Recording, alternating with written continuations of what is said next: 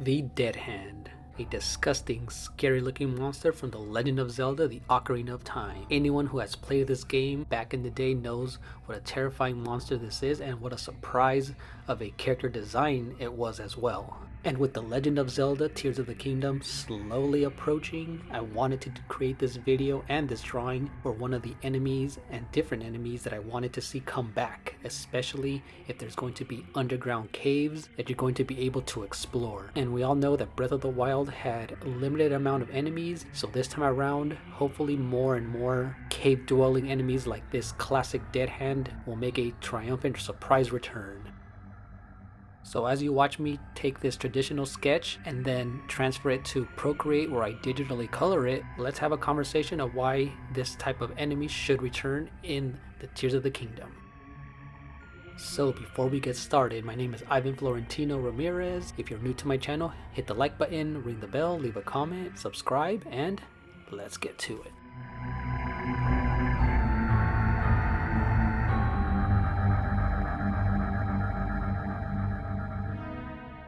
This Dead Hand monster, located at the bottom of the well in The Legend of Zelda, the Ocarina of Time in Kakariko Village, was a huge surprise and memorable moment for its terrifying look, with its pale white skin and blood-covered blotches and scratches on its entire body, with its claw-like hands, huge teeth, and long arms that pop out of the ground. And once defeated, you are awarded with the Lens of Truth, a classic item from The Legend of Zelda.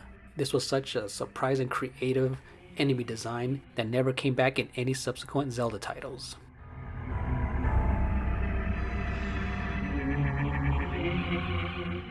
And ever since The Legend of Zelda Tears of the Kingdom has shown off a lot of underground caves showing Link and Zelda with the flaming torch and only several enemies shown off, it would be a nice surprise for this mini boss to make its triumphant return.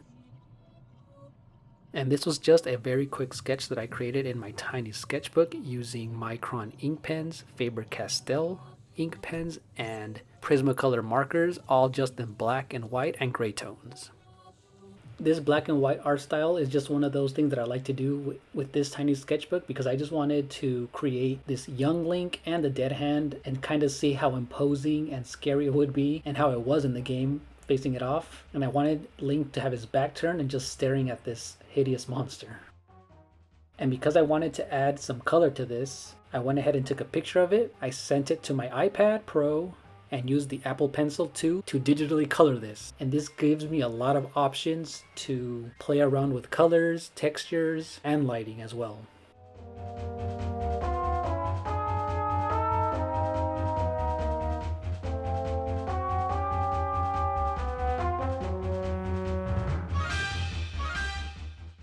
So let's get on to part 2.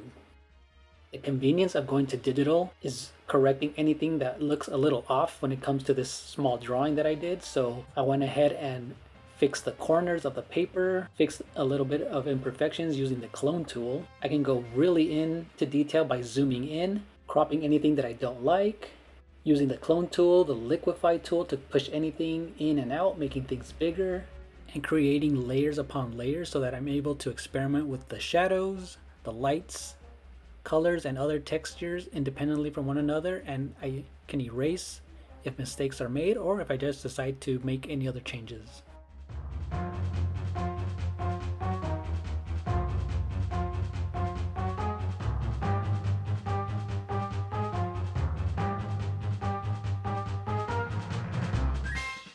So one of the first things I did was play around with the blood and all of those scratches and bloody blotches that he has, all those scars. This thing looks pretty cool, so it's gonna look even creepier once I color this, and it's actually looking scary with its just white flesh and red tones.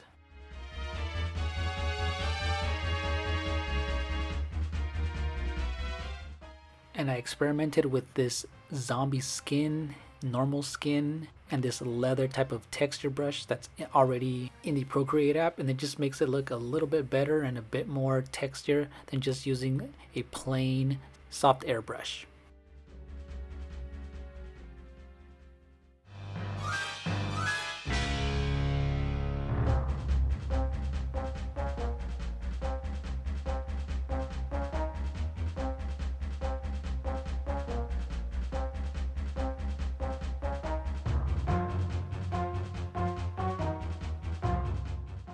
And with young Link right here, I decided to use this old skin type of texture just to kind of make it a bit more interesting for his green tunic.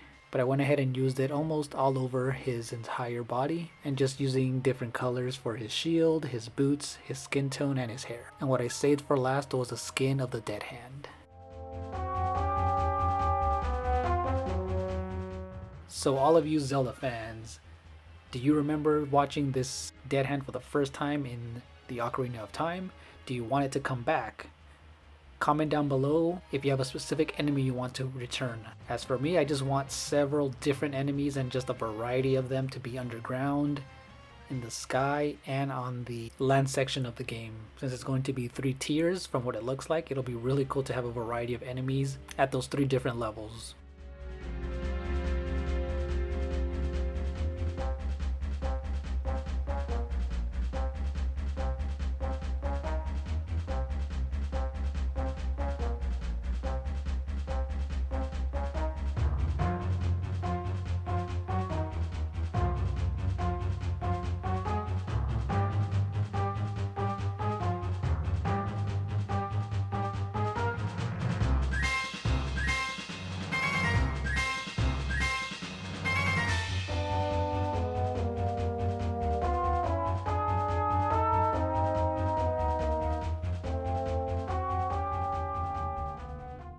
So towards the end of this video, this is more of a time lapse, very sped up.